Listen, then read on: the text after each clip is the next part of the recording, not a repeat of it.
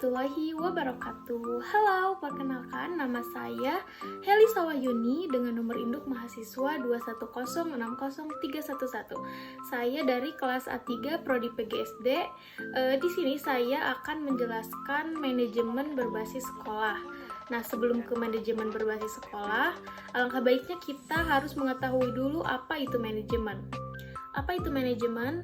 Manajemen adalah suatu proses pengorganisasian, pengaturan, atau pengelolaan agar bisa mencapai tujuan dari suatu kegiatan.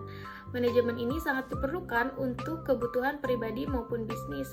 Manajemen juga bisa membuat bisnis menjadi lebih berkembang karena dijalankan secara struktural dan prosedural. Lalu, apa aja sih fungsi manajemen itu? Nah, fungsi manajemen ini ada 4. Yang pertama, perencanaan. Yang kedua, pengorganisasian. Yang ketiga, pengarahan. Dan yang keempat, pengawasan. Nah, sekarang kita akan membahas satu persatu dari fungsi manajemen tersebut.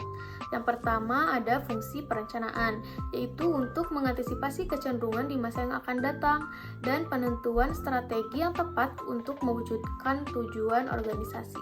Yang kedua, ada fungsi pengorganisasian. Ini merupakan proses yang menyangkut bagaimana strategi yang telah dirumuskan dalam perencanaan itu didesain dalam sebuah organisasi yang tepat. Yang keempat, fungsi pengawasan, yaitu untuk memastikan seluruh rangkaian kegiatan yang telah direncanakan dapat berjalan dengan target yang diharapkan. Siapa saja yang membutuhkan manajemen? Yang pertama, perusahaan atau bisnis. Yang kedua, semua tipe organisasi. Dan yang ketiga, semua tipe kegiatan. Mengapa manajemen dibutuhkan? Karena yang pertama, untuk mencapai tujuan organisasi. Yang kedua, untuk menjaga keseimbangan di antara tujuan-tujuan yang saling bertentangan. Dan yang ketiga, untuk mencapai efisiensi dan efektivitas. Nah, sekarang kita akan lanjut membahas manajemen berbasis sekolah. Apa sih manajemen berbasis sekolah? Manajemen berbasis sekolah merupakan salah satu wujud dari reformasi pendidikan yang menawarkan kepada sekolah untuk menyediakan pendidikan yang lebih baik dan memadai bagi para peserta didik. Otonomi dalam manajemen merupakan potensi bagi sekolah untuk meningkatkan kinerja para staf dan menawarkan partisipasi langsung kepada masyarakat terhadap pendidikan. Lalu apa aja sih tujuan manajemen berbasis sekolah? Nah, secara khusus, manajemen berbasis sekolah memiliki tujuan sebagai berikut. Yang pertama, meningkatkan mutu pendidikan melalui kemandirian dan inisiatif sekolah dalam mengelola dan memberdayakan sumber daya yang tersedia. Yang kedua, meningkatkan kepedulian warga sekolah dan masyarakat dalam menyelenggarakan pendidikan melalui pengambilan keputusan bersama.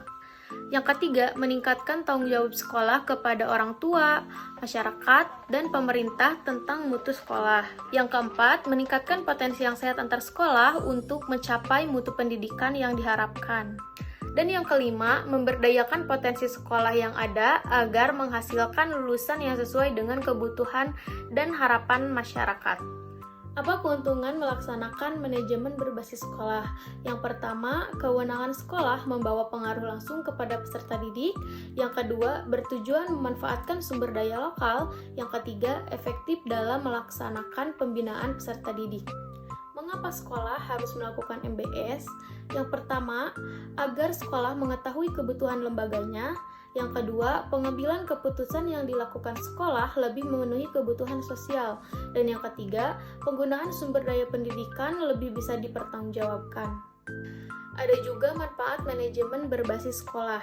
Yang pertama, kebijakan dan kewenangan sekolah membawa pengaruh langsung. Kedua, pemberdayaan sumber daya lokal. Ketiga, efektif dalam melakukan pembinaan peserta didik. Dan yang keempat, adanya partisipasi bersama. Adapun implementasi manajemen berbasis sekolah. Yang pertama ada implementasi kurikulum, kedua implementasi tenaga pendidik, ketiga implementasi kesiswaan, keempat implementasi pendanaan, kelima implementasi sarana prasarana, dan yang keenam implementasi hubungan sekolah dan masyarakat. Lalu ada juga karakteristik manajemen berbasis sekolah. Yang pertama, meningkatkan kemandirian sekolah dalam mewujudkan visi dan misi. Yang kedua, meningkatkan kualitas kinerja layanan sekolah. Yang ketiga, meningkatkan kualitas partisipasi masyarakat dan orang tua. Dan yang keempat, meningkatkan transparansi dan akuntansibilitas pengelolaan sekolah. Nah, ada juga permasalahan yang dihadapi dalam melaksanakan implementasi manajemen berbasis sekolah. Yang pertama, pemahaman terhadap konsep dan aplikasi MBS masih belum benar. Kedua, rendahnya tingkat kesiapan dan komitmen sumber daya manusia. Ketiga, sistem regulasi teknis yang tidak jelas. Dan yang terakhir, rendahnya komitmen dukungan dana dari masyarakat dan orang tua terhadap pelayanan pendidikan yang bermutu.